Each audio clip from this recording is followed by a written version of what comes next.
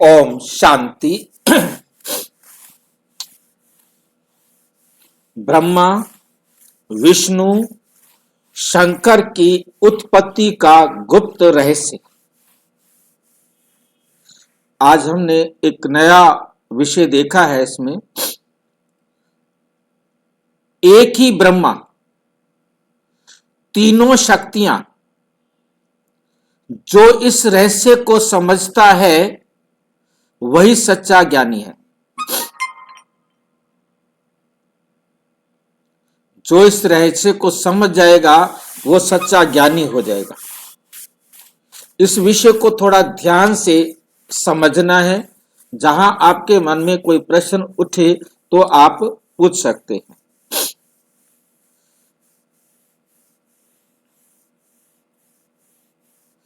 ब्रह्मा, विष्णु, शंकर की उत्पत्ति का गुप्त सत्य। ब्रह्मा, विष्णु, शंकर का गुप्त सत्य, इनकी सच्चाई को आज हम बहुत अच्छी तरह से समझने का प्रयास करेंगे। इस विषय का आरंभ किया है पुराणों से। जगदम्बा, प्रजापिता और शिव बाबा का रहस्य। जगदम्बा, प्रजापिता और शिव बाबा का रहस्य। एक ही ब्रह्मा, तीनों शक्तियां, पुराण बनाम ज्ञान, ये हमारे विशेष टॉपिक है। सारे छोटे छोटे पुराणों को लिया है और ब्रह्मा कुमारी के ज्ञान के साथ उसको कंपेयर करेंगे। डिस्क्लेमर है, ये वीडियो प्रजापिता ब्रह्मा कुमारी ईश्वरीय विश्वविद्यालय की साकार एवं अव्यक्त मूल्यों पर आधारित आध्यात्मिक अध्ययन है। इसका उद्देश्य किसी पुराण, धर्म या आस्था का खंडन नहीं, बल्कि पुराणों में दिए गए प्रतीकात्मक संकेतों को ईश्वरीय ज्ञान के प्रकाश में स्पष्ट करना है। दर्शक इसे आत्मचिंतन एवं ज्ञान मंथन के रूप में ग्रहण करें। पुराणों की एक पंक्ति और सदियों का भ्रम। उस एक पंक्ति के कारण सदियों का भ्रम बना हुआ था, जिसे रामफल जो है ना विशेष रूप से सबको इसी लाइन को दिखाकर भ्रमित कर रहा था। वो लाइन है कि अक्षर पुरुष परमात्मा ने जगदम्बा से 3 बच्चे पैदा किए, ब्रह्मा, विष्णु और शंकर।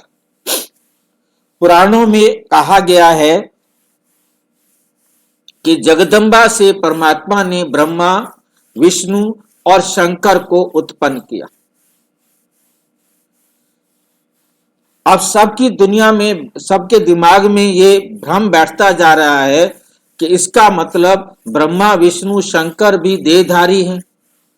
और फिर उनको पुराणों के अंदर दिखा दिया, उनकी शादियां भी दिखा दी, उनके बच्चे भी दिखा दिए, उनके परिवार भी दिखा दिए, परंतु उनका बाप नहीं बताते। ब्रह्मा, विष्णु, शंकर का बाप नहीं बताते। और बाप को उसने अपनी तरफ से एक क्षर पुरुष है परमात्मा, एक है अक्षर पुरुष परमात्मा, 2 प्रकार के परमात्मा बनाए। तो अब वास्तव में क्षर माना जो क्षय होता हो, जिसके गुण शक्तियां नष्ट होती हों, अक्षर जिसके गुण और शक्तियां नष्ट ना होती हों। अब यहां प्रश्न खड़ा होता है कि परमात्मा भी एक मनुष्य की तरह पाठ बजाता है, फिर वो अजन्मा कैसे है, अभोक्ता कैसे है, अयोनि कैसे है, सर्वज्ञ कैसे है, सर्वोच्च कैसे है? अनेक प्रश्न खड़े हो जाते हैं। जगदम्बा से परमात्मा ने इनको पैदा किया, कैसा है वो परमात्मा, फिर ये कहां हुआ, क्या हुआ, कैसे हुआ, इन सब के बारे में अनेक प्रश्न खड़े होते हैं। और शिव बाबा मुरली में कहते हैं, अब वो तो होगी पुराणों की बात, और मुरली में शिव बाबा कहते हैं ब्रह्मा मेरी पत्नी है। फिर वही क्वेश्चन खड़ा होता है कि ब्रह्मा को क्यों पत्नी बनाया भाई, फिर ये ब्रह्मा पुरुष है तो पत्नी कैसे हो गया। अनेक प्रश्न खड़े हो जाते हैं। शिव बाबा भी कहते हैं मेरे को भी तो बननी चाहिए, मैं, अरे भी तुम्हें क्या करना है बननी, तुम्हारे शरीर नहीं, को लेना नहीं देना नहीं, क्या करोगे बनने का।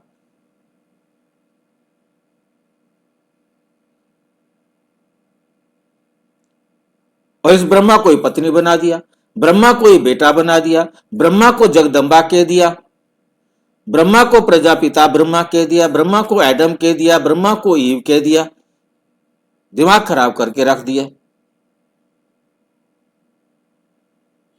कहां मरे हम,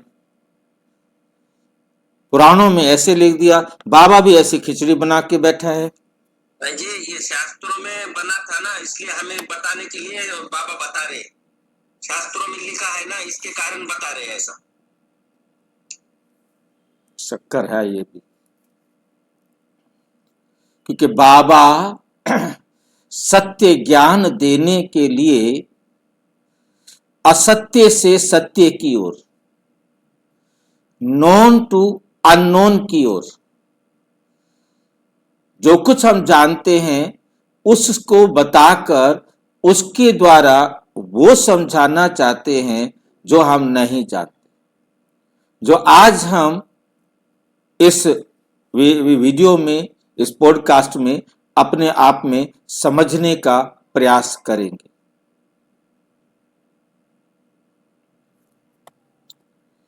अब प्रश्न उठता है, क्या परमात्मा की पत्नी हो सकती है? परमात्मा जो अभोक्ता है, जो अजन्मा है, जो आयोनी है, उसकी पत्नी का क्या मतलब? उसका कोई शरीर नहीं तो पत्नी किस लिए चाहिए उसको?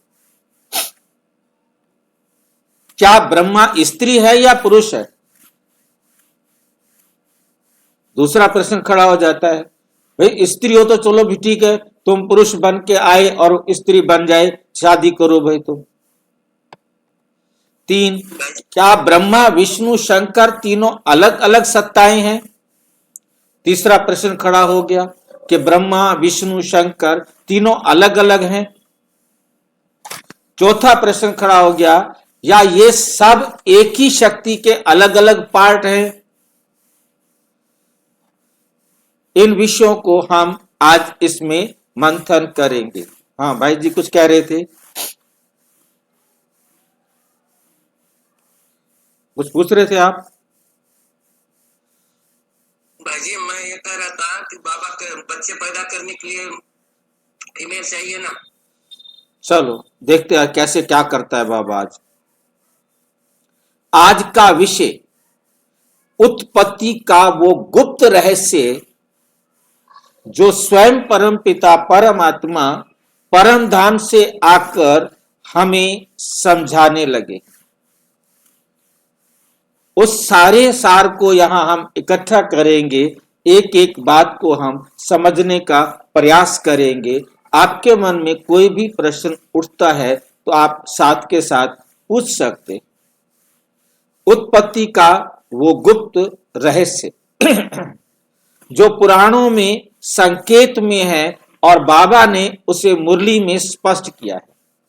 पुराणों में उनका वर्णन सांकेतिक है और उसको बाबा ने स्पष्ट किया है अपने ज्ञान के माध्यम से, क्योंकि परमपिता परमात्मा जो सत्य है, सत्य क्यों है? क्योंकि वो सत्य ज्ञान आकर देते हैं। कब आकर देते हैं?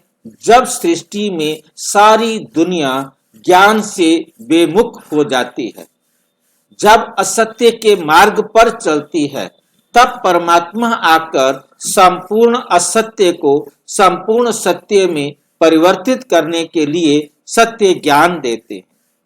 इसीलिए जब जीवन में असत्य के कारण दुख आते हैं तो उस परम पिता परमात्मा को सब पुकारते हैं।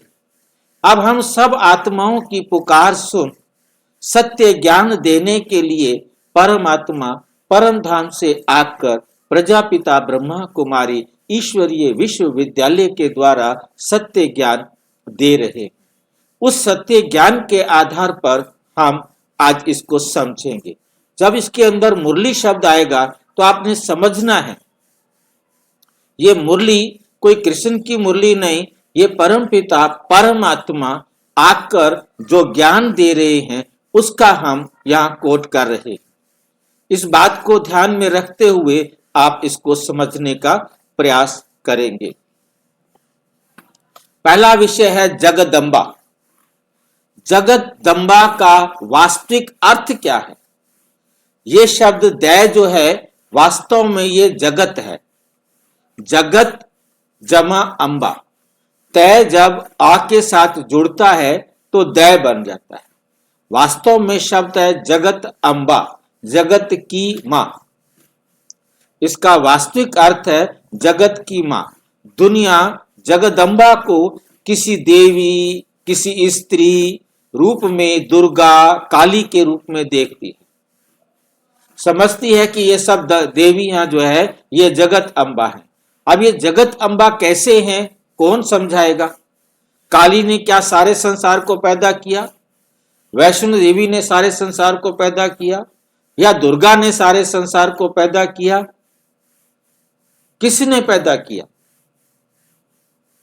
और कैसे पैदा किया और कब पैदा किया? ये बात समझ में आनी चाहिए, तभी हमें सब मानेंगे कि हाँ, वाक्य में किसी भी देवी ने, जिनको हम जगदम्बा कह देते हैं, अनेक प्रकार से आरती करते हैं, प्रार्थना करते हैं, क्या क्या बोलते हैं, वो सारी बातें कब हमें समझ में आएंगी कि ये कैसे संसार की उत्पत्ति करने के निमित्त है, किसको इन्होंने पैदा किया। काली की संतान का कहीं वर्णन है? जगत अम्बा की संतान का कहीं वर्णन है? वैष्णो देवी की संसार में कहीं वर्णन है? मतलब इन देवियों की, पार्वती को ले लो, पार्वती के तो 2 बच्चे दिखा दिए, मतलब बाकी जो जगदम्बा है, सरस्वती है, इनकी कोई संतान दिखाई नहीं है। कहानियां घड़ने में सर गणेश को सरस्वती का बेटा बना दिया, परंतु सरस्वती का बेटा गणेश नहीं है।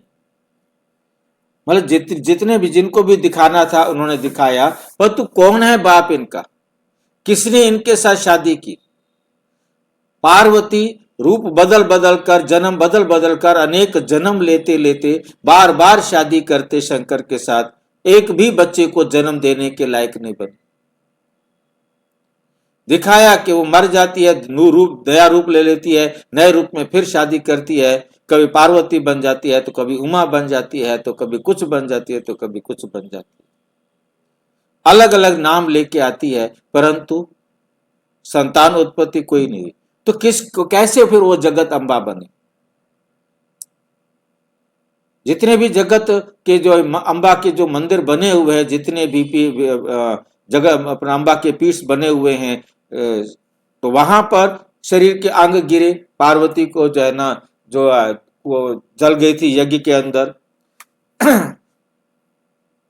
अपना प्रजापति ने यज्ञ रचा था, तो उसके अंदर उसने अपना आत्मदाह किया था, स्वाहा किया था शरीर को। उसके आध जले शरीर को लेकर के पागलों की तरह घूमते फिरते थे। विष्णु ने उसके खंड खंड कर दिए, जहां उसके अंग गिरे वहां एक शक्तिपीठ बन गया।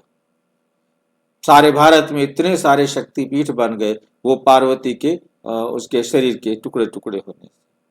तो मतलब हुआ संतान कहाँ है, वो मां कैसे है, कोई भी कहीं भी दिखाई नहीं दे रहा। शिव बाबा कहते हैं, ये है परमात्मा के डायरेक्ट महावाक्य, साकार मुरली 30 मार्च 1968 की, 30 मार्च 1968, जहां परमात्मा कहते हैं प्रकृति ही जगत अम्बा है। इस जगत के अंदर प्रकृति ही जगत अम्बा है। प्रकृति मीन्स, प्रकृति का मतलब क्या है? पांचों तत्व। पांचों तत्व जिनसे ये संसार बना है, ये प्रकृति ही जगत अम्बा है। क्योंकि इस संसार को बनाने के लिए संसार के 5 तत्व चाहिए। शरीर की रचना करने के लिए 5 तत्व चाहिए।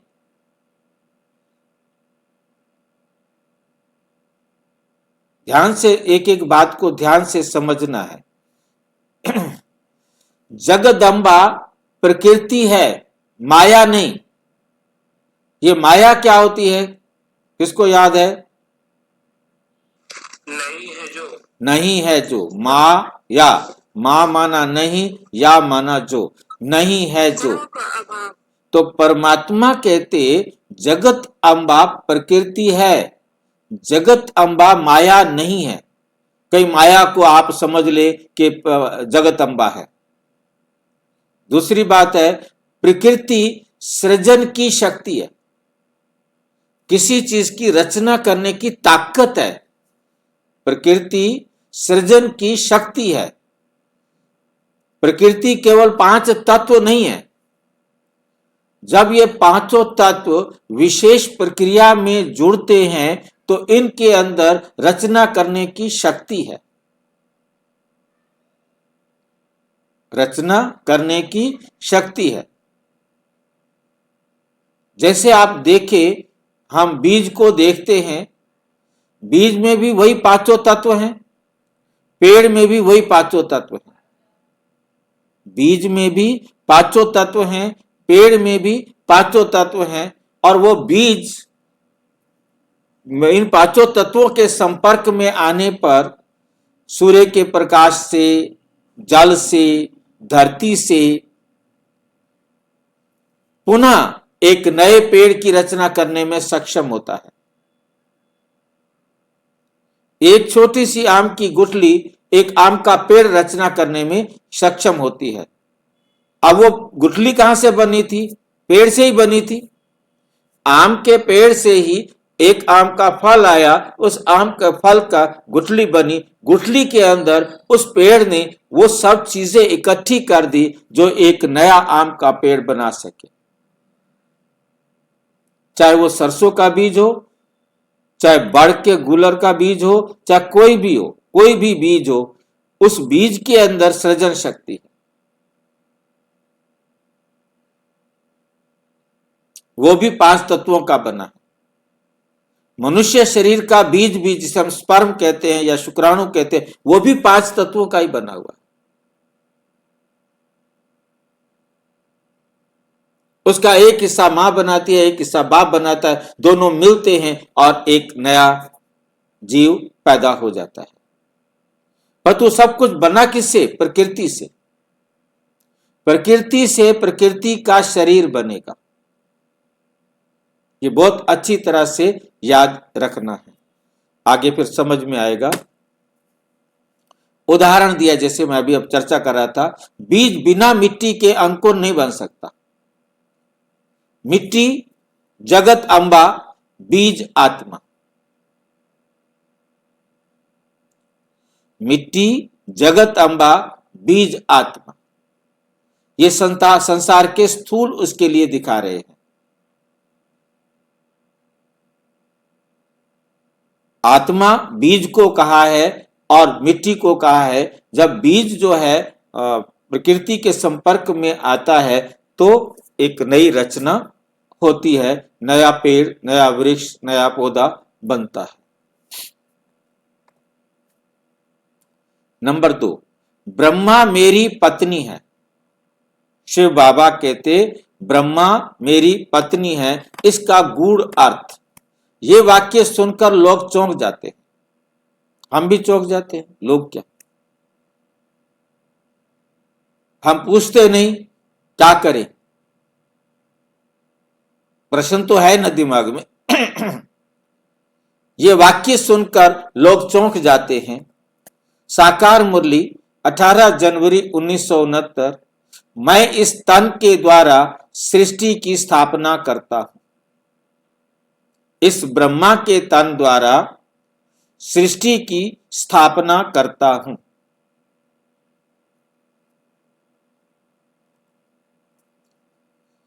यहां पत्नी का अर्थ लौकिक पत्नी क्रॉस कर दिया है, नहीं। पत्नी का मतलब यह नहीं है कि वो लौकिक पत्नी है, जैसे शरीरधारी दुनिया में पत्नी होती है, ऐसी पत्नी नहीं। सहयोगी शक्ति, यस। यहां पत्नी का अर्थ बहुत अच्छी तरह से अपनी बुद्धि में क्लियर बिठा लेना है।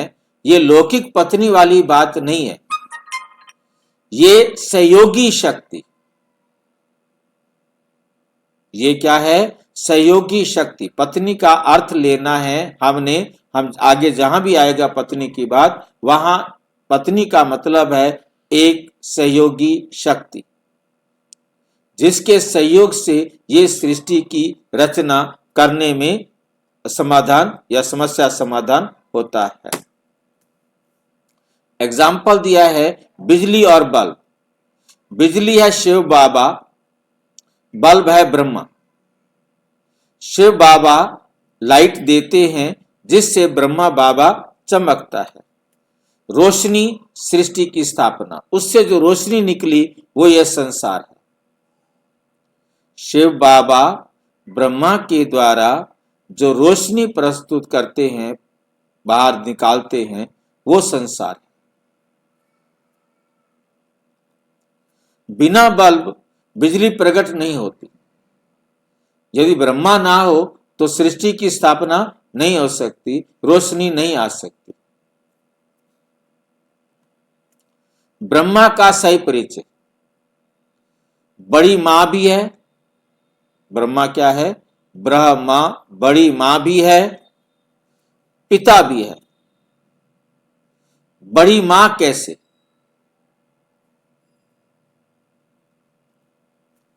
साकार मुरली 21 जनवरी 1969, तुम्हारी रचना ब्रह्मा द्वारा होती है। हमारी जो रचना है वो किसके द्वारा होती है? ब्रह्मा द्वारा होती है। तो ब्रह्मा कौन हो गया? रचना के निमित्त सहयोगी शक्ति बनने वाला एक रूप। शिव बाबा की सहयोगी शक्ति है ब्रह्मा, जिसके द्वारा नई सृष्टि रची गई।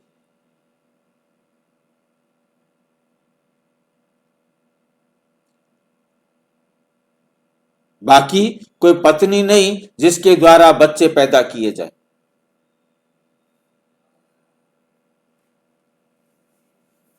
तुम्हारी रचना ब्रह्मा द्वारा होती है, तो ब्रह्मा क्या हो गया? सहयोगी शक्ति। अच्छा, रचना किसकी होती है? ब्रह्मा किसको कहेंगे? आत्मा को ब्रह्मा कहेंगे या शरीर को ब्रह्मा कहेंगे?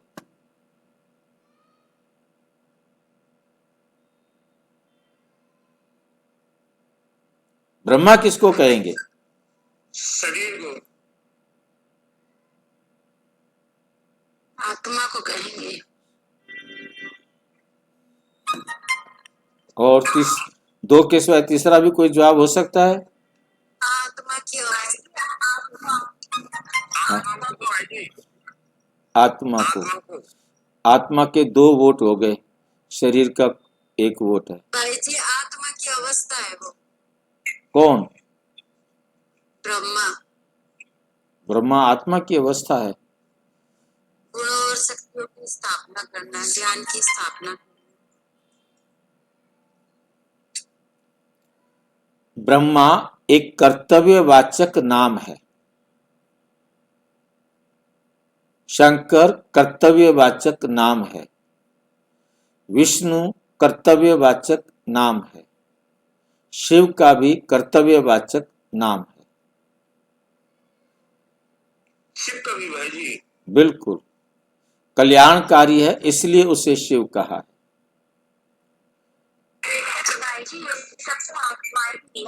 हाँ जी,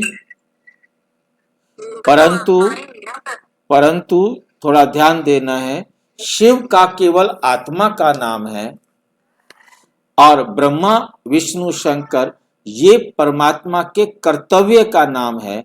ये तीनों कोई आत्मा नहीं है। ब्रह्मा विष्णु शंकर ये तीनों कोई आत्मा नहीं है। तो वो शरीर भी तो पहली बात समझिए ना कि ब्रह्मा विष्णु शंकर ये तीनों आत्मा नहीं है। इन तीनों का पिता भी कोई नहीं है।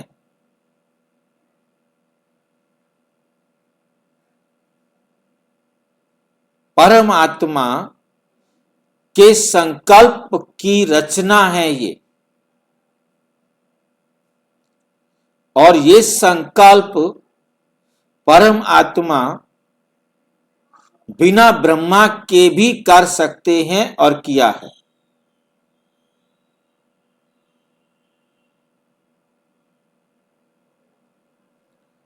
परंतु इस संसार में आकर समझाने के लिए शिव बाबा ने दादा लेखराज,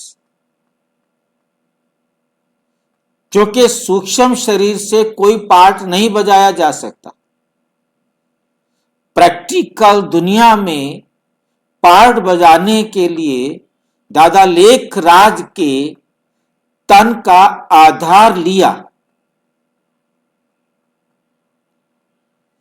ताकि दादा लेखराज को समझाया जा सके, उसको बताया जा सके।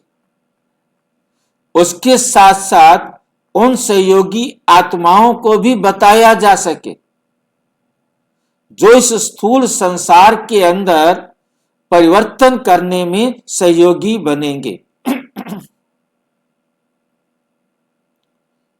बहुत क्लियर अपने अंदर समझना है, ये तीन ब्रह्मा विष्णु शंकर ये तीनों केवल संकल्प की रचना है। उन संकल्पों को पूरा करने के लिए दादा लेखराज के तन का आधार लिया। क्यों आधार लिया? ब्रह्मा को पढ़ाने के लिए, दादा लेखराज को समझाने के लिए। तो जब उन्होंने उनको अपना सहयोगी बनाया, सहयोगी शक्ति बनाया, तो सहयोगी शक्ति क्या हो गई?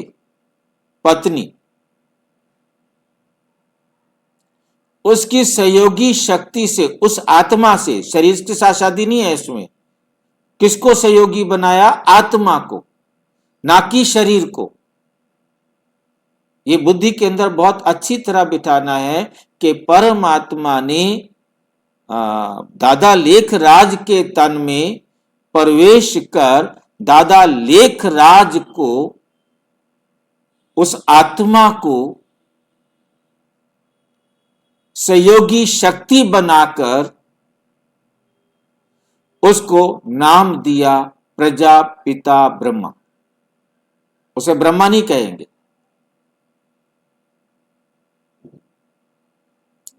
प्रजापिता ब्रह्मा, क्योंकि वो मेल है। परंतु इस प्रजापिता ब्रह्मा को समझाने के लिए उसी आत्मा का सहयोग लिया। वो सहयोगी शक्ति होने के कारण वो उसकी पत्नी है। आत्मा ही पत्नी है, शरीर नहीं। बहुत बहुत अच्छी तरह ध्यान से इस बात को समझना है कि दादा लेखराज की आत्मा का सहयोग शक्ति के रूप में प्रयोग करके दादा लेखराज की ही आत्मा को पहला पहला कर्तव्य सौंपने के लिए उसकी आत्मा को ही सहयोगी शक्ति बनाया था, इसलिए वे उनकी पत्नी हो गई। फिर उसके द्वारा ब्रह्मा के द्वारा, उसका नाम क्या रखा, प्रजापिता ब्रह्मा, उसकी रचना की, उसकी रचना के लिए उसको ज्ञान सुनाया, जो कुछ भी साक्षात्कार कराना था वो कराया और उसे अपना बनाया और उससे अपना पहला कर्तव्य का काम शुरू किया कि स्थापना का कार्य आपको करना है। अब वो मेल है, उसे कोई माता बनाने की जरूरत नहीं थी, इसलिए उसका नाम प्रजापिता ब्रह्मा रखा, क्योंकि उसको फादर बनाया कि तुम सब जीव आत्माओं के पिता हो, सारी प्रजा के पिता हो, माना तुम सभी जीव आत्माओं के पिता हो। तो उनको पहला कर्तव्य दिया कि तुमने इनको मेरे डायरेक्शन के अनुसार मेरे वर्षे के हकदार बनाना है।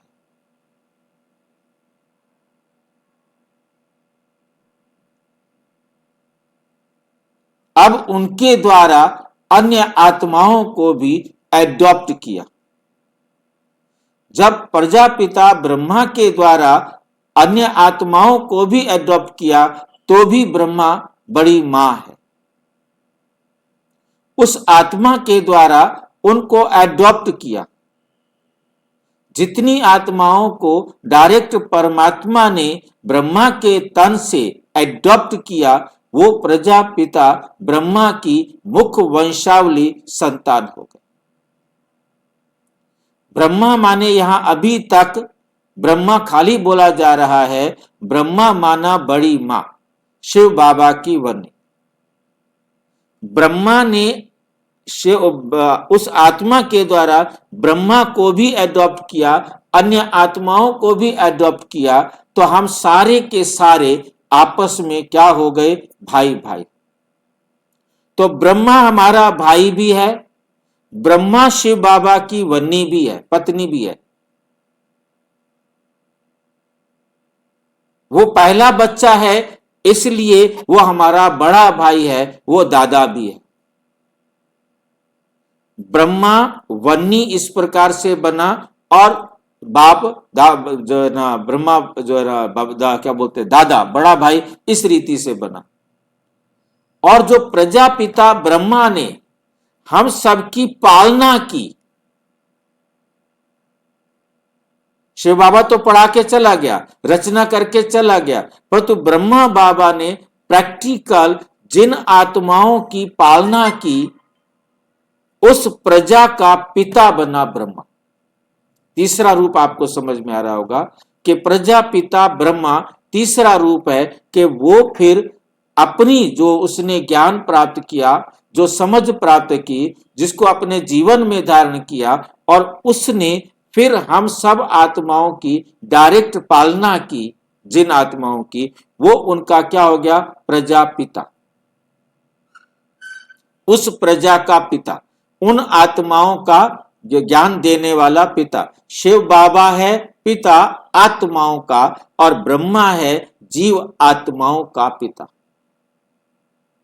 और ब्रह्मा के बच्चे हम हो गए भाई बहन।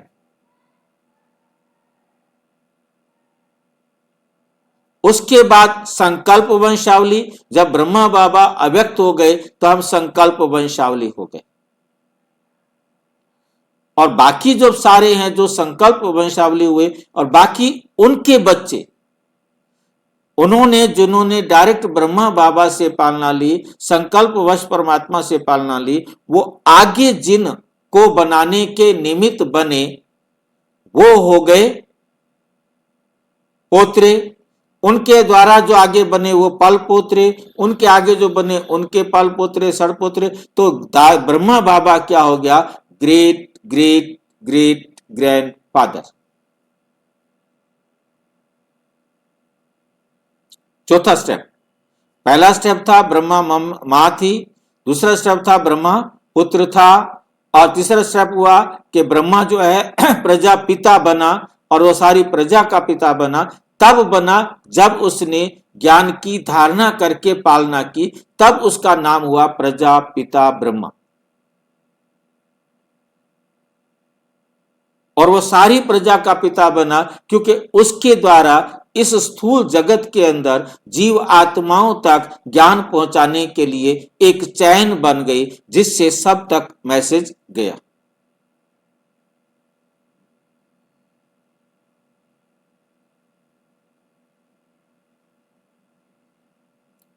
अब ब्रह्मा पत्नी बनी है शिव बाबा की, तो ईव भी हो गई। इसको हम आगे वैसे करेंगे क्लियर, पर तो यहां मैं आपको सारे रिश्ते जो क्लियर कर दूं, ईव भी हो गई और एडम भी हो गया, पहला पुरुष पहली स्त्री, पहला पुरुष और पहली स्त्री। ये सारे रिश्ते आज हम एक एक करके आगे देखेंगे। रचना करने वाला माता का रोल, इसलिए इसे ब्रह्मा को कहा, इसलिए ब्रह्मा को कहा बड़ी मां, ब्रह्मा बड़ी मां, जगत अम्बा का साकार रूप। ब्रह्मा प्रजापिता कैसे? साकार मुरली 18 जनवरी 1969। ब्रह्मा मुख्य वंशावली रचता है। लाइन समझ में आ गया कि ब्रह्मा मुख्य वंशावली रचता, रचना करने वाला है, मतलब इसके कारण सारे संसार की रचना की। जब ब्रह्मा रचता बनता है तो ध्यान रखना है वो जीव आत्माओं का रचता है। एडॉप्शन शिव बाबा करता है ब्रह्मा के मुख से, तो बड़ी मां है ब्रह्मा, उसके मुख से हम सबको एडॉप्ट किया। जो आत्माओं को जन्म दे, किससे? ज्ञान से, वही पिता कहलाता है। तो शिव बाबा पिता हो गया, उसने आकर सबसे पहले ज्ञान दिया। ब्रह्मा मां के द्वारा पालना हुई, शिव बाबा के द्वारा ज्ञान हुआ। अब थ्रू जिसके होगा, इसलिए ब्रह्मा माता प्लस पिता दोनों रोल हो गए, क्योंकि ब्रह्मा ने मां का रोल किया, फिर पिता का रोल कब किया? जब उसने सबको अपना बच्चा बनाया, सबको ज्ञान देकर, जो शिव बाबा से ज्ञान लिया उस ज्ञान से पालना की, उन सबको अपने जीवन में धारण किया। तो ब्रह्मा के माता का भी रोल है, पिता का भी रोल है, एडम भी है और ईव भी है। ब्रह्मा एडम कैसे? बाइबल में एडम फर्स्ट मैन, एडम किसे कहा जाता है? पहला व्यक्ति। तो पहला व्यक्ति यही है जो शिव बाबा ने चुना। और ईव किसे कहा जाता है? Mother of humanity. ईव के दो अर्थ होते हैं, ईव माना कुमारी कन्या भी होता है, ईव माना मदर ऑफ ह्यूमैनिटी भी होता है। मतलब ईव को मदर ऑफ ह्यूमैनिटी कहा गया। ये बाइबल की कहानी के कारण ये नाम पड़ा। वैसे ईव माना कुमारी होता है, परंतु बाइबल में ईव को यह स्वीकार किया जाता है कि वो सारे संसार की जन्म देने वाली है, क्योंकि जन्म वो एडम तो नहीं दे सकता था। एडम ने ईव से संतान पैदा की, जो उनकी समझ थी, उनकी सोच थी, उन्होंने कहा। ईव का एक अर्थ क्या है? Mother of humanity. तो मदर ऑफ ह्यूमैनिटी कोई औरत नहीं, मदर ऑफ ह्यूमैनिटी वो सहयोगी पहली आत्मा है जिसके सहयोग से रचना का आरंभ हुआ, स्थापना का कार्य आरंभ हुआ, जिसके द्वारा परमात्मा ने आकर सबको अपने बच्चे के रूप में एडॉप्ट किया, सारी आत्माओं को।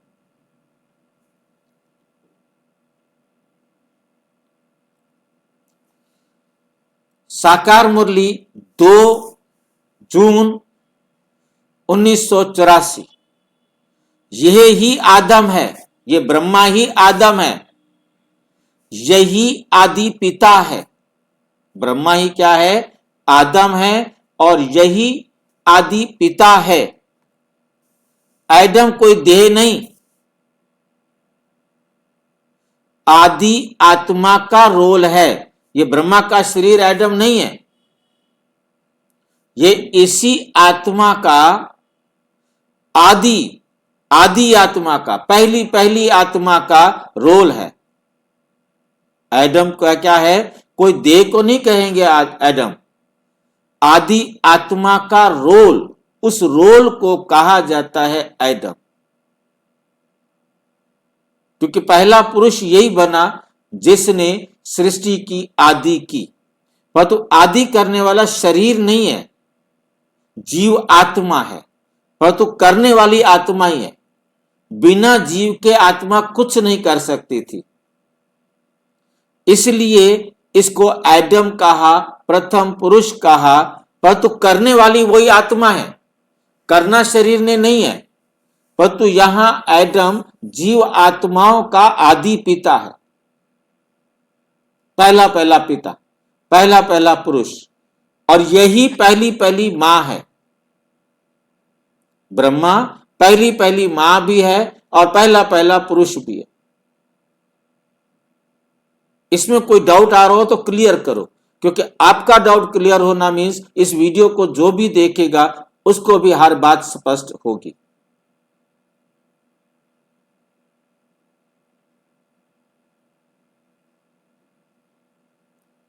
क्योंकि यहां आत्मा का रोल है, और मां किस लिए है, सहयोगी शक्ति के रूप में, और स्थापना का कार्य करने वाली है, क्योंकि इसी के द्वारा इसी को दूसरा काम दिया गया स्थापना का। और स्थापना का कार्य करने वाली आत्मा पुल्लिंग होने के कारण उसको एडम कहा, जीव आत्मा के रूप में। इसको सबसे पहले इसी सहयोगी शक्ति आत्मा के द्वारा इसी को दूसरे रूप में अडॉप्ट किया तो उसे पुत्र कहा। जैसे हम आत्माएं भी परमात्मा की संतान पुरुष हैं, आत्मा है, ऐसे ब्रह्मा आत्मा को भी उसी आत्मा से अडॉप्ट किया। उसको अडॉप्ट करने के लिए उनके शरीर का सहयोग लिया। उस आत्मा ने, दादा लेखराज की आत्मा ने शरीर के साथ सहयोग दिया।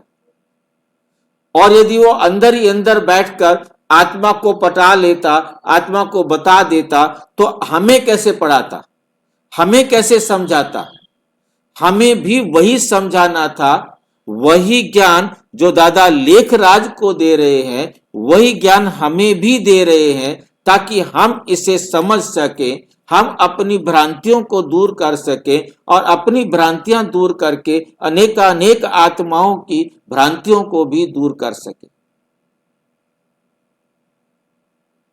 कि परमात्मा अभोक्ता है, उसे पत्नी शरीर सुख भोगने के लिए नहीं चाहिए, उसे केवल एक सहयोगी आत्मा चाहिए।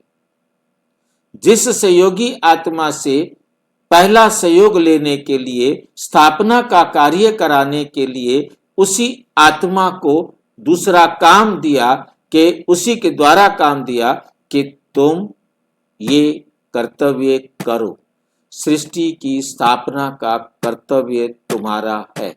उसे ये जिम्मेवारी दी, और उसकी जिम्मेवारी के कारण वो प्रजापिता ब्रह्मा बना। किसी भी प्रकार का कहीं भी डाउट है तो स्पष्ट करके चलो। हाँ जी, शिव बाबा ने एक मुनि को कहा था कि मम्मा तो जगदम्बा है। देखिए वो क्वेश्चन अलग है। यहाँ जो क्वेश्चन है वो ये, वो मम्मा जो जगदम्बा कहा, वो ये कहा कि ये पुरुष है, समाज के अंदर पुरुष जो है माताओं को संरक्षक नहीं बनेगा, उनको माताओं को संभालने के लिए उसे बनाया गया। वो है छोटी माँ, ब्रह्मा है बड़ी माँ, ब्रह्मा बड़ी माँ, और जगदम्बा जो मम्मा है वो है छोटी मम्मा। छोटी माँ, मम्मा तो बहुत सारी है ना, आप भी मम्मा हो, मैं भी मम्मा हूं, सारे मम्मा है। जो बाबा की वन्नी बन के बाबा के बच्चों को जन्म देने के निमित्त बन गई, वो सारी वन्नियां हैं शिव बाबा की, सहयोगी आत्माएं। सहयोगी शक्ति। जो शिव बाबा के कार्य में सहयोगी शक्ति बने वो शिव बाबा की सजनी है सारी।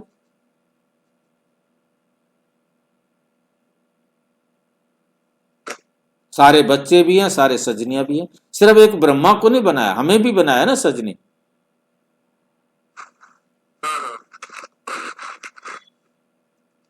चालाकियां बहुत अच्छी तरह समझनी है वैसे। पहली आत्मा जिसने शिव को पहचान किसने दी? शिव बाबा ने दी या उसने पहचान लिया? साजन ने आके सजनी को पहचान दी या सजनी ने पहचान लिया आ गया मेरा साजन? साजन ने पहचान दिया। साजन ने आके पहचान दी कि मैं हूं तुम्हारा कल्प कल्प का साजन।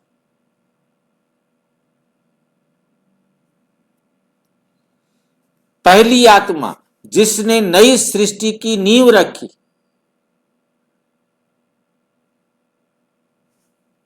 सहयोगी शक्ति है ना। इसलिए ब्रह्मा आदम जब स्थापना का कार्य दिया तो इसका नाम आदम हो गया। जब तक स्थापना का कार्य नहीं दिया था तब तक वन्नी था। जब स्थापना के कार्य का जिम्मा इनके दे दिया तो ये पहला बच्चा हो गया और फिर इसका नाम क्या दिया? आदम। ब्रह्मा ही विष्णु और शंकर कैसे बनता है?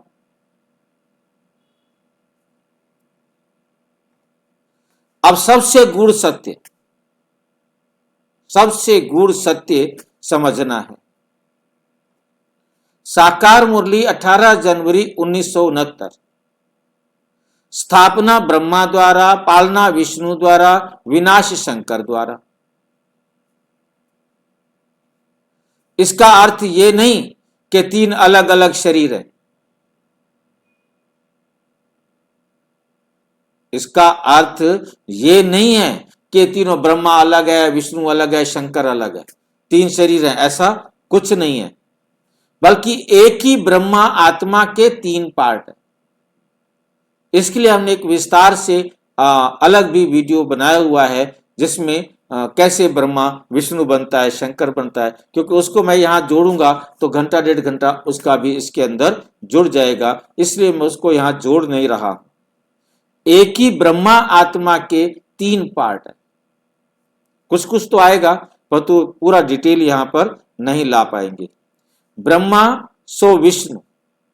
जब ब्रह्मा संपूर्ण पवित्र बनता है कमल फूल समान चारों सब्जेक्ट में, तब वो ब्रह्मा से विष्णु बनता है।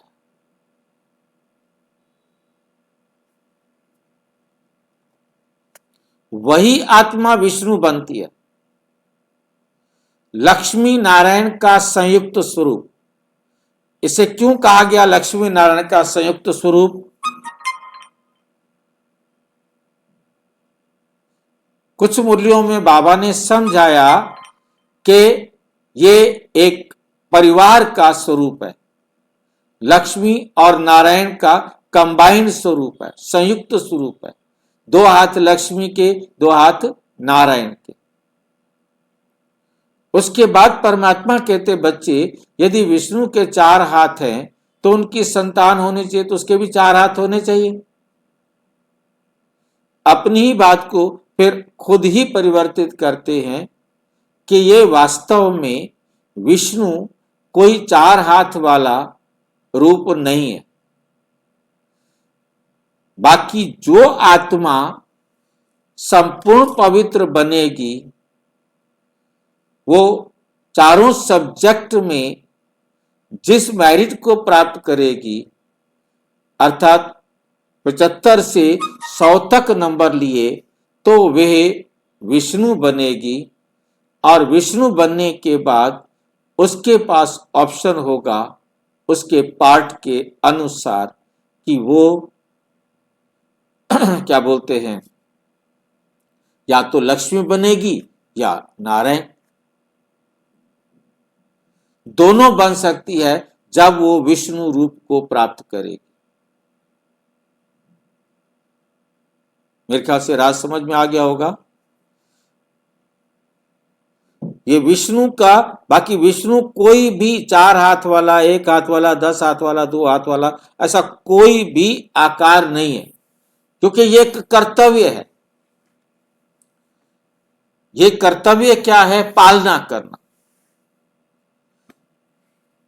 तो पालना करने का मतलब वो आत्माएं जिन्होंने अपने अंदर दिव्यता को प्राप्त किया, अब उस दिव्यता का क्या करेंगे? पालना करेंगे। उसको सस्टेन करने के लिए, उसको मेंटेन करने के लिए, उसकी जो सेवा करनी है, उसका जो पालना करनी है, वो करने के लिए ये विष्णु का जो है ना रूप है।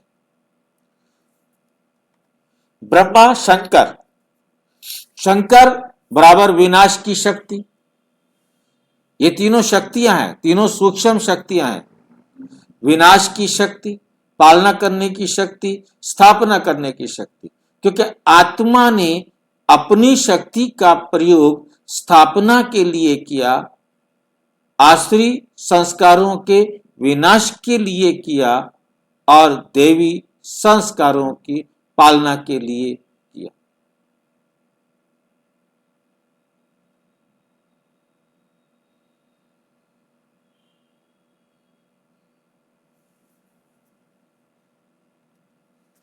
विनाश, वैराग्य, योग, अग्नि।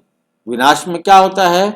वैराग्य, इस संसार से वैराग्य होगा, और योग अग्नि, ईश्वरीय ज्ञान की योग अग्नि के अंदर इतना तपेंगे, इतना अपने आप को बनाएंगे, तो हमारे जीवन के अंदर, हमारे संबंध संपर्क में आने वालों के अंदर आसुरी गुण, विकारी गुण निकल जाए।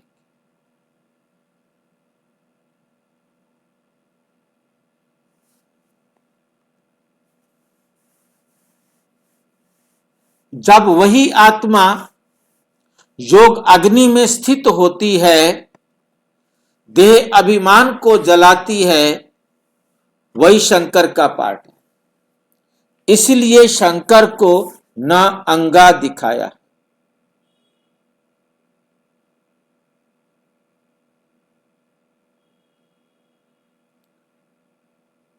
उन्होंने नंगा बना दिया, वास्तव में बनाना था ना अंगा, बिना अंगों वाला, जिसको देखा नहीं जा सकता। इसलिए उनका पाठ स्थूल में कहीं भी नहीं है।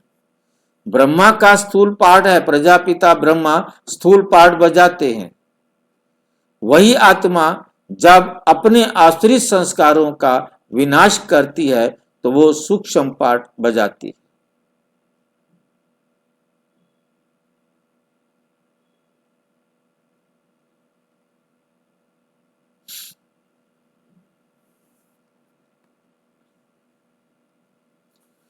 उत्पत्ति कोई व्यक्ति नहीं, शक्ति का नाम है। उत्पत्ति कोई व्यक्ति नहीं, सिर्फ शक्ति का नाम है। साकार मुरली, 12 दिसंबर 1972। उत्पत्ति कोई मनुष्य नहीं, एक शक्ति है।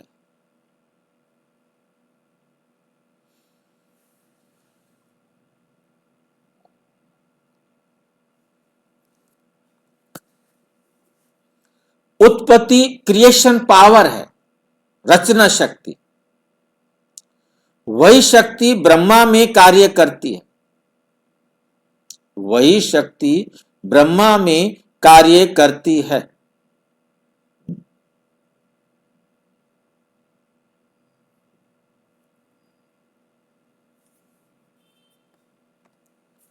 इसलिए कहा गया है उत्पत्ति भी एक ही है, त्रिमूर्ति के कार्य अलग अलग हैं। त्रिमूर्ति के कार्य अलग अलग हैं। ब्रह्मा, विष्णु, शंकर स्थूल शरीर क्यों नहीं लेते? क्योंकि ब्रह्मा विष्णु शंकर एक सूक्ष्म रचना है जिसे परमपिता परमात्मा ने रचा संकल्प के द्वारा, और यह संकल्प की रचना का सूक्ष्म शरीर उससे दिखाई देता है जिसने इसको रचा। बाकी दुनिया में जितने भी हैं, ये इन्होंने भक्ति मार्ग वाले शरीर को उठा लिया है, क्योंकि नॉन यही है हमारे सामने, हम इन्हीं को जानते हैं। इस स्थूल ब्रह्मा को जानते हैं, देहधारी शंकर को जानते हैं, देहधारी विष्णु को जानते हैं। परंतु ये राज तो परमात्मा ने समझाया है, ये बहुत गुह्य राज है, बहुत ध्यान से समझने वाला राज है कि ये आत्माएं हैं ही नहीं। ये जो चित्र हैं, ये भक्ति मार्ग के चित्र हैं, ये कोई उनका चित्र नहीं। जो संकल्प शिव बाबा ने किया ब्रह्मा के रूप में, विष्णु के रूप में, शंकर के रूप में,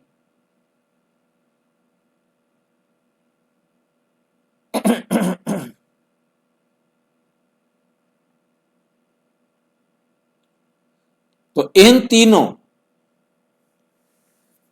तीनों कर्तव्यों का केवल एक संकल्प का कोई भी रूप, कोई भी आकार दिया गया हो, दिया गया।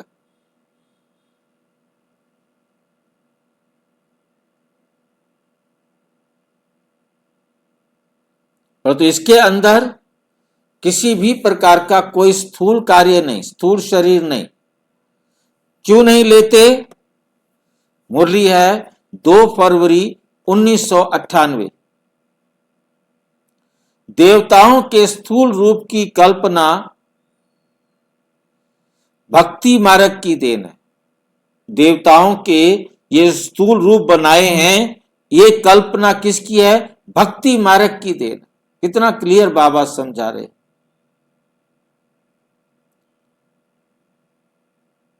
जिस तरह भक्ति मार्ग वालों ने काल्पनिक आकृतियां बना दी हैं, उसको सच मान लिया।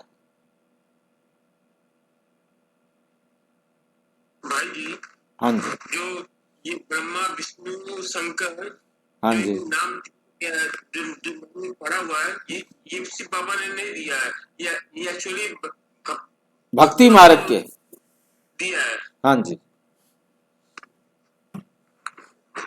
ये 3 कर्तव्य परमात्मा के हैं। उन्होंने भक्ति मार्ग में इन 3 कर्तव्यों को देखा कि ये परमात्मा के 3 कर्तव्य हैं, तो उन्होंने ये 3 नाम दे दिए।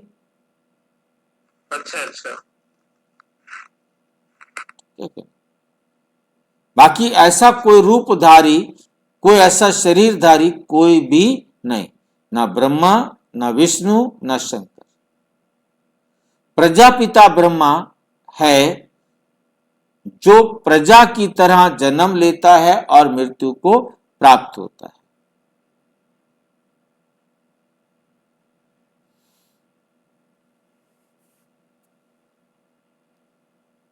ये भक्ति मार्ग की कल्पना है, या ये कल्पना भक्ति मार्ग की देन है। वास्तविकता क्या है? ब्रह्मा एक आत्मा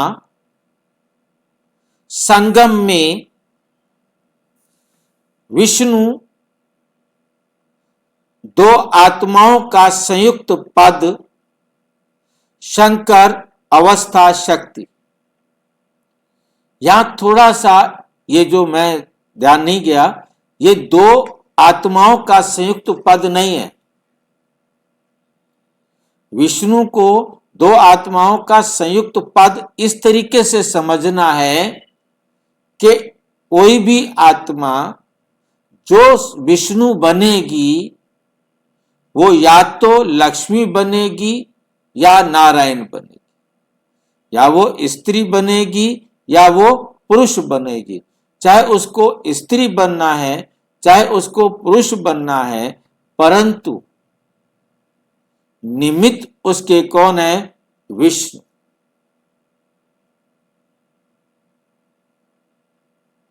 बाकी अब जो ब्रह्मा जो अब कहीं तो पीछे करिए, ब्रह्मा में क्या लिखे थे आप? हाँ जी, तो पीछे करिए जो ब्रह्मा के बारे में क्या लिखे थे? ब्रह्मा एक आत्मा, संगम में ब्रह्मा एक आत्मा है। भाई जी अब ये ब्रह्मा ब्रह्मा कौन सी एक आत्मा है? प्रजापिता ब्रह्मा, ब्रह्मा पे वो है नहीं? एक ही आत्मा के ये तीन रोल हैं। प्रजापिता ब्रह्मा की आत्मा ने ब्रह्मा वाला रोल भी का कार्य पूरा किया, स्थापना का कार्य, और शंकर के रूप में विनाश का कार्य भी किया, और विष्णु के रूप में पालना का कार्य भी किया। भाई जी आप आत्मा क्यों लिखे हुए यहाँ पर? शरीर को ब्रह्मा नहीं कहेंगे। ये जो ब्रह्मा है ये तो कर्तव्य है ना, तो यहाँ पर कर्तव्य लिखा जाता ना। ब्रह्मा एक कर्तव्य है जो स्थापना का कार्य करता है, परंतु वो स्थापना का कार्य वो आत्मा करती है। वो तो प्रजापिता ब्रह्मा करते हैं ना। नहीं भाई जी, प्रजापिता ब्रह्मा तो एक आत्मा हो गई जिसने अपना स्थापना का कार्य किया, परंतु किया उस आत्मा ने ना। जिस आत्मा ने स्थापना का कार्य किया वो हो गया प्रजापिता ब्रह्मा, और जिसने शंकर के द्वारा आसुरी सृष्टि का विनाश किया वो हो गया शंकर। तो शंकर का पाठ भी, वैसे तो हर आत्मा इन तीन पाठ को बजाती है, तो ब्रह्मा की आत्मा भी, क्योंकि उसे सतो प्रधान दुनिया बनानी है, तो उसने एक निर्विकारी दुनिया भी तैयार करनी है।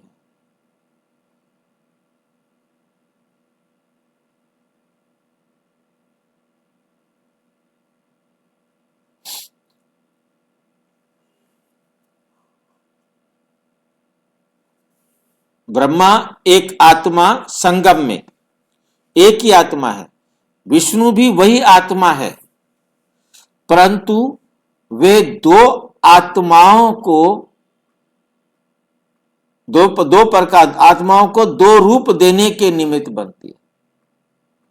आत्माओं को, जो आत्माएं विष्णु बनती हैं वो या तो क्या बनेगा लक्ष्मी या नारायण, और एक जो है, मैं यहां देखता हूं कि मैं आपको दिखा पाऊं, क्या कहते हैं,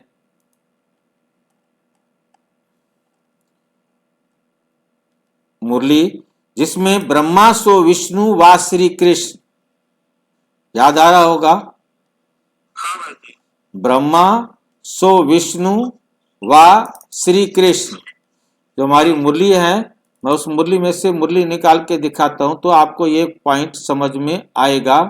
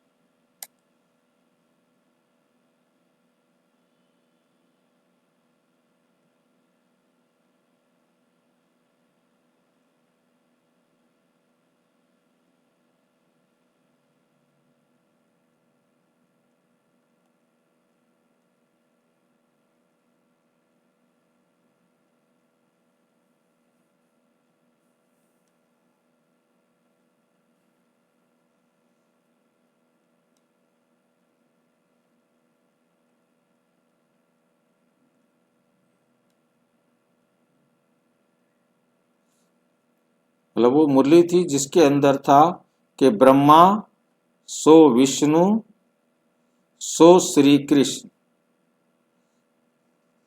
याद है भाई, याद है ये वाला। हाँ ये याद तो है, पर यहाँ उसको भी दिखा देते तो अच्छा हो जाता समझ, क्योंकि जैसे ब्रह्मा जब जैसे ही ब्रह्मा विष्णु बना तो उसने किस रूप में जन्म लिया? कृष्ण कृष्ण के रूप में, है नहीं? एक सेकंड में। हाँ, जैसे ही उसने ब्रह्मा के रूप में जन्म लिया तो उसने कृष्ण के रूप में जन्म लिया। मतलब हाँ इसी प्रकार से मम्मा जब विष्णु बनी तो उसने लक्ष्मी के रूप में जन्म लिया, राधा के रूप में, सॉरी हाँ हाँ राधा के रूप में।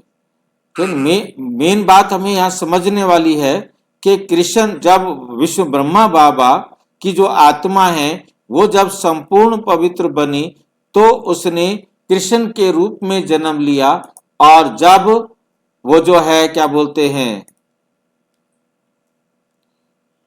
कृष्ण की आत्मा ने लिया तो वो क्या बना? कृष्ण। एक ही आत्मा मतलब ब्रह्मा के रूप में जन्म लेती है तो वो जो ब्रह्मा जो है संपूर्णता को प्राप्त करता है तो वो क्या बन जाता है? विष्णु। कृष्ण। विष्णु, ब्रह्मा जब संपूर्ण बनेगा विष्णु, और विष्णु से क्या बन जाएगा? श्री कृष्ण। जैसे इस चित्र के अंदर दिखाया है, हम इस चित्र में देखकर समझ सकते हैं कि ये ब्रह्मा को दिखाया कि ब्रह्मा जब संपूर्णता को प्राप्त हुआ, कमल फूल समान पवित्र बन गया, तो ये ब्रह्मा सो विष्णु व श्री कृष्ण के रूप में जन्म लेता है। तो जब ब्रह्मा कृष्ण के रूप में जन्म लेता है, विष्णु क्या है? विष्णु एक उपाधि है, विष्णु एक अवस्था है जहां वो चारों सब्जेक्ट में अपनी संपूर्णता को प्राप्त करता है तो उसे विष्णु कहा जाता है। चाहे वो जीव आत्मा स्त्री हो, चाहे वो जीव आत्मा पुरुष हो। अभी वो जीव की आत्मा, क्योंकि उसने अभी ही जन्म लेना है, तो वे चाहे अब कैसी भी जीव आत्मा हो, वो आगे जाकर जीव आत्मा बनेगी, चाहे वो स्त्री बने तो चाहे वो पुरुष बने। इसलिए विष्णु बनना माना दो रूपों में परिवर्तित होना, या तो लक्ष्मी या नारायण, या तो राधा या कृष्ण। तो दो रूप लेने, दोनों रूप को प्राप्त कर सकती है, क्योंकि ये विष्णु इस संसार के जो है ना पालना का एक रूप है। मेरे ख्याल से स्पष्ट हुआ या नहीं हुआ?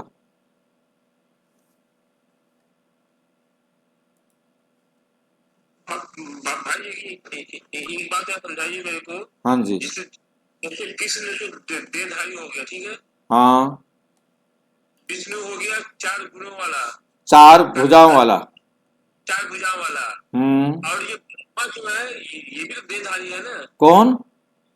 ब्रह्मा ब्रह्मा तो जो हम बोलते हैं ब्रह्मा से विष्णु। जब वो ब्रह्मा देहधारी है, वो खाली ब्रह्मा नहीं है, वो प्रजापिता ब्रह्मा है। अच्छा, वो प्रजापिता ब्रह्मा एक्चुअल में है ना। हाँ जी, है प्रजापिता ब्रह्मा, जीव आत्माओं का पिता। प्रजा माना जीव आत्माएं होंगे ना। जब वो जीव आत्माओं का पिता है तो प्रजापिता है। जब वो, हाँ जी, यहाँ पर हम अगर बोले कि प्रजापिता ब्रह्मा से विष्णु, ये भी तो बोल सकते हैं। अभी मिल गया है, मैं उसको दिखाता हूं, आपको मिल गया है वो, मैं अभी आपको दिखाता हूं।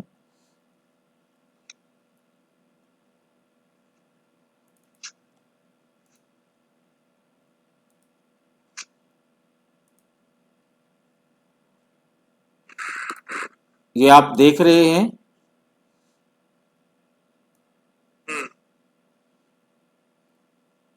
आ गया ना। ज्ञान से भी, ये मुरली है, बहुत ध्यान से समझना है। मुरली है 3 मार्च 2020 की। इस मुरली के अंदर ज्ञान से भी जानते हैं कि हम बैगर टू प्रिंस बन रहे हैं। हमारी एम ऑब्जेक्ट ही ये राधे कृष्ण बनने की है, लक्ष्मी नारायण नहीं। राधे कृष्ण क्योंकि पूरे 5000 वर्ष तो इनके ही कहेंगे ना। पूरे 5000 वर्ष किसके कहेंगे? राधा कृष्ण के। हाँ हाँ लक्ष्मी नारायण के तो फिर भी 20-25 वर्ष कम हो जाते हैं, इसलिए कृष्ण की महिमा जास्ती है। समझ में आ गया होगा इतना। और इसके बाद नेक्स्ट है 9 तारीख को, 9 मार्च 2020 को बाबा कहते हैं इनको ब्रह्मा को, हम्म, इनको ब्रह्मा को भी बाप कहते हैं। हे कृष्ण की पुरानी तमो प्रधान आत्मा। चिढ़ा रहे हैं, क्या कर रहे हैं बाबा? इनको कहते हैं, ब्रह्मा को भी बाप कहते हैं, हे कृष्ण की पुरानी तमो प्रधान आत्मा, तुम अपने जन्मों को नहीं जानती हो। तुम कृष्ण थे तो सतो प्रधान थे, फिर 84 जन्म लेते लेते अभी तुम तमो प्रधान बने हो। भिन्न भिन्न नाम रूप तुम्हारे पड़े हैं, अभी तुम्हारा नाम ब्रह्मा रखा है। आगे अंडरलाइन कर दिया, ब्रह्मा सो विष्णु व श्री कृष्ण बनेगा। ब्रह्मा सो विष्णु व श्री कृष्ण बनेगा, बात एक ही है। ब्रह्मा सो विष्णु, विष्णु सो ब्रह्मा।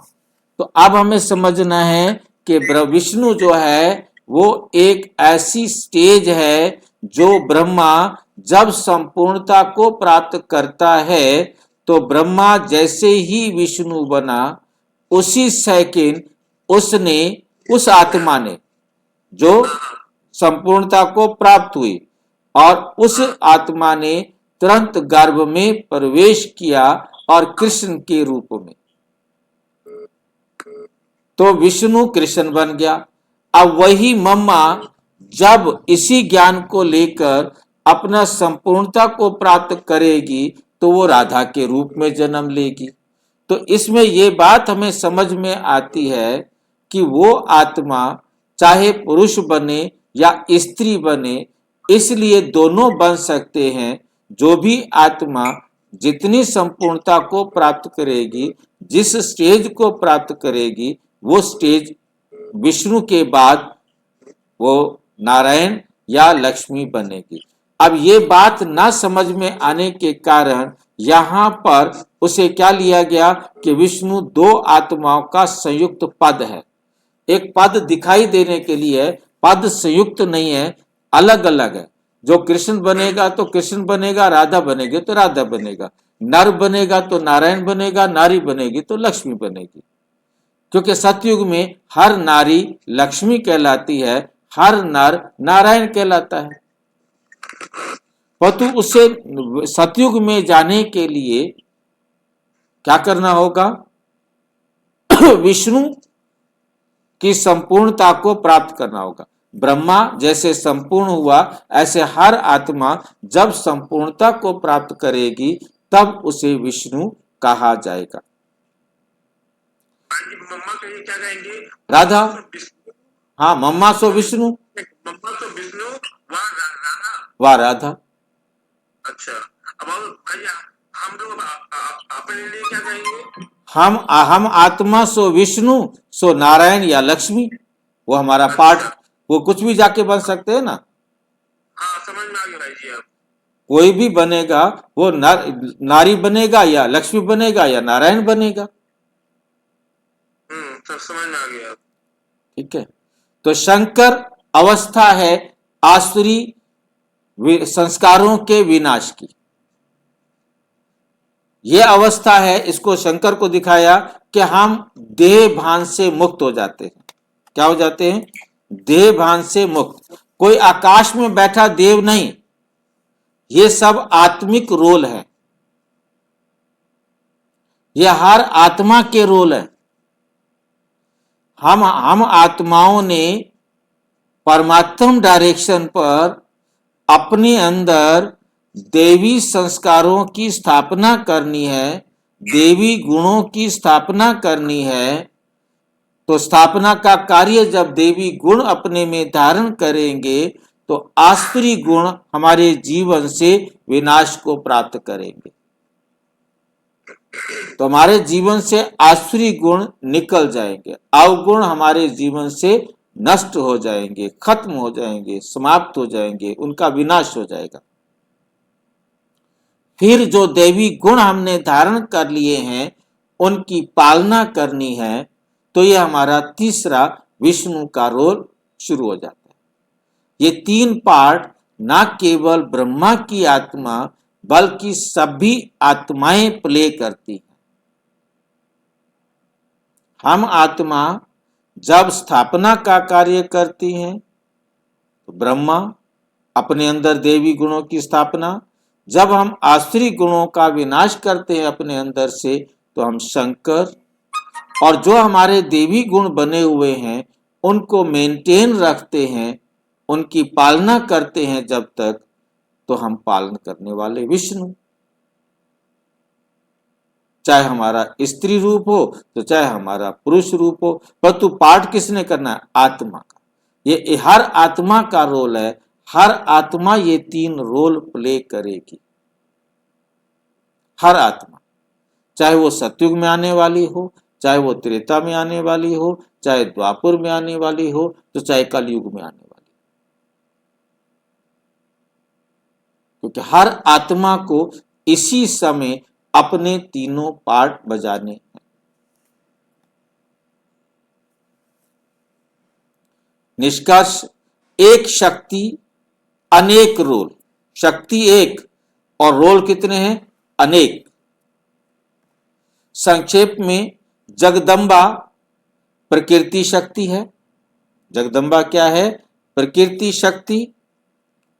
बड़ी मां ब्रह्मा, पिता ब्रह्मा आदम, ब्रह्मा जो है बड़ी मां भी है, पिता भी है, ब्रह्मा आदम भी है और ईव भी है।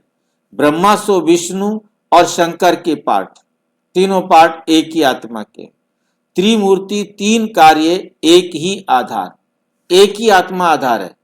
चाहे वो दादा लेखराज की आत्मा हो, चाहे आपकी हमारी किसी की भी आत्मा हो, हर आत्मा को ये 3 पार्ट बजाने हैं।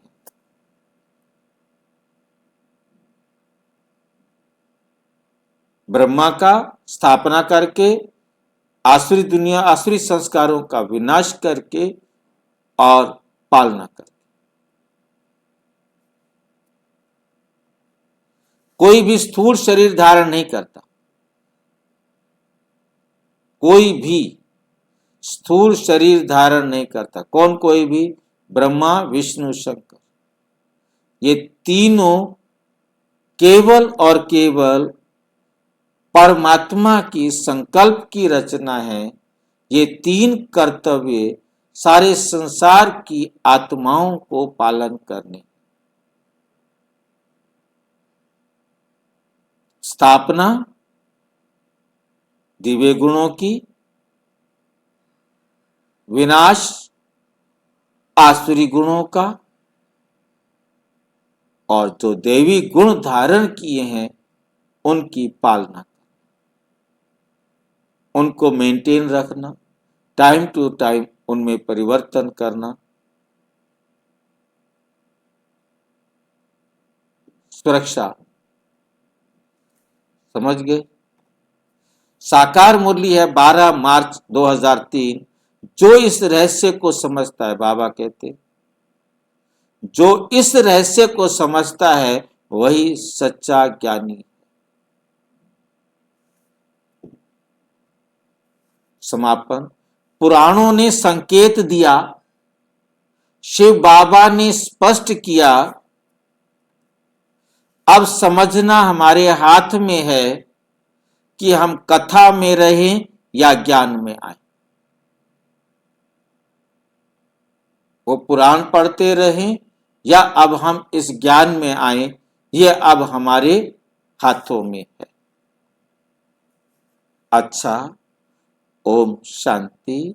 और विस्तार से समझना हो तो प्रजापिता ब्रह्मा कुमारी ईश्वरीय विश्वविद्यालय के किसी भी सेवा केंद्र पर संपर्क करें, और यदि कोई प्रश्न है तो 9213106986 पर केवल टेलीग्राम करें। 9650692270 पर केवल व्हाट्सएप करें, फोन नहीं। ओम शांति।